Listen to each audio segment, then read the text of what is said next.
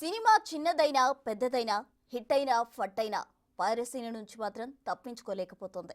దీనికి పుష్ప 2 మూవీ కూడా ఏమీ అతీతం కాదు. ఎందుకంటే పుష్ప 2 మూవీ పైరసీ వర్షన్ ఆన్లైన్లోకి వచ్చేసినట్టు తెలుస్తోంది.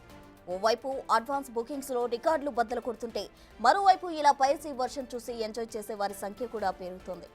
Movie rules, Tamil Rockers, Tamil MV, movie Jilla లాంటి సైట్స్ లో ఇప్పటికే ఈ వర్షన్ వచ్చేసినట్టు సమాచారం.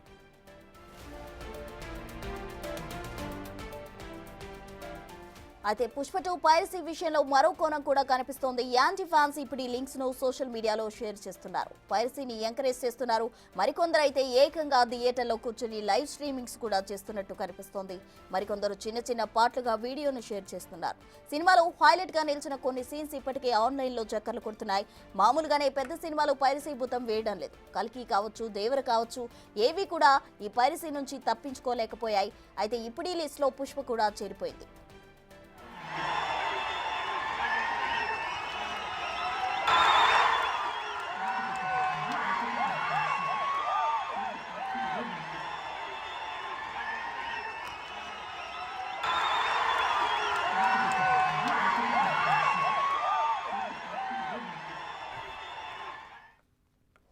Pushpa 2 movie piracy version online లోకి వచ్చేసినట్లు తెలుస్తోంది. దీనికి సంబంధించి పూర్తి వివరాలు అందించేందుకు మా ప్రతినిధి రాణా ప్రతాప్ సిద్ధంగా ఉన్నారు. రాణా,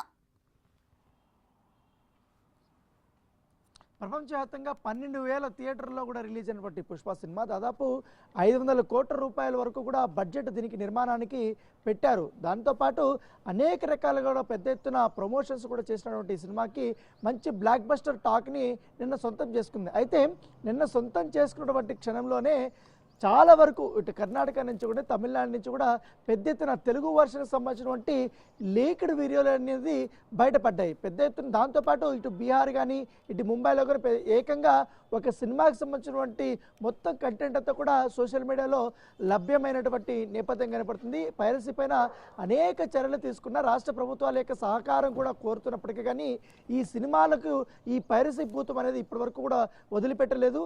దాంతోపాటు 100 కోట్ల రూపాయలు పెట్టుబడి పెట్టినా కూడా ఈ పైరసీ బయటకు వచ్చేయడం వల్ల చాలామంది సినిమా థియేటర్లకు వెళ్ళేటువంటి నేపథ్యంలో, ఎందుకంటే సినిమా థియేటర్కి వెళ్ళాలంటే కూడా చాలా వరకు ఖర్చు అవుతుంది. అదే ఇంట్లో ఉండి పిక్చర్ క్వాలిటీ ఎలా ఉన్నా, ఆడియో వీడియో క్వాలిటీ ఎలా ఉన్నా కూడా ఇక్కడే చూసేద్దామా అనే దీంట్లో కూడా చాలామంది కూడా యువత ఈ యొక్క పైరసీ యొక్క సినిమాని కూడా చూస్తున్నటువంటి నేపథ్యం కనపడుతుంది. నిన్న చూసాం ఏకంగా ఎక్స్లో కానీ, ఇన్స్టాగ్రామ్లో కానీ, ముఖ్యంగా టెలిగ్రామ్లో కానీ, ఫేస్బుక్లో కానీ పెద్ద ఎత్తున సినిమాకు సంబంధించినటువంటి ఒరిజినల్ కంటెంట్ అంతా కూడా బయటకు వచ్చేసింది.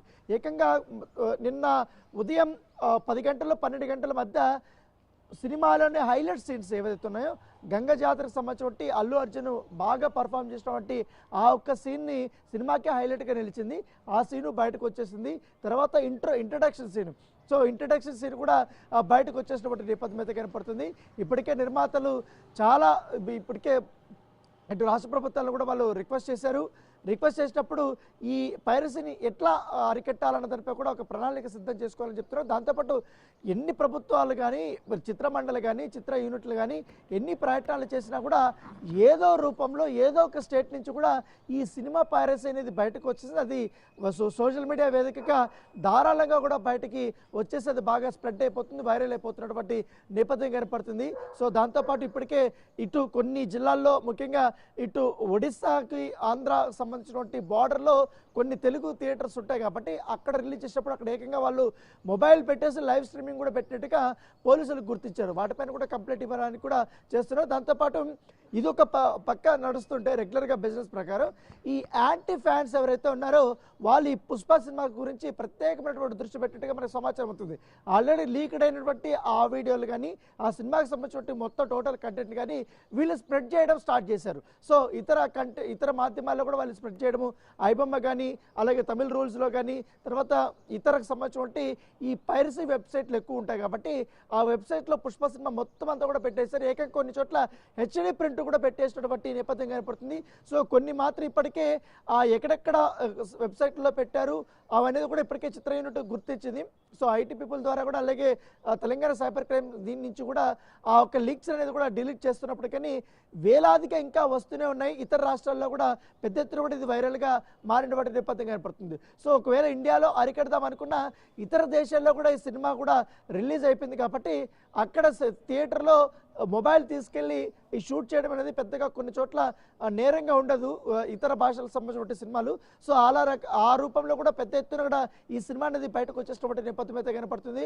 సో గతంలో మనం చూసాం ఈ పైరసీ పోతం సీడీల రూపంలో ఏ రకంగా అప్పుడు పెద్ద ఎత్తున కూడా స్ప్రెడ్ అయిపోయి సినిమాని కిల్ చేసాయో, తర్వాత ఈ యూట్యూబ్లు రావడం, ఫేస్బుక్ కానీ ఇన్స్టాగ్రామ్ ఇవన్నీ రావడం వల్ల ఈజీ వే అయిపోయింది. సో ఇంకా స్ప్రెడ్ చేయడము, పైగా ఏ సినిమా కొట్టా కూడా ఈజీగా దొరికిపోతుంది ఆన్లైన్లో.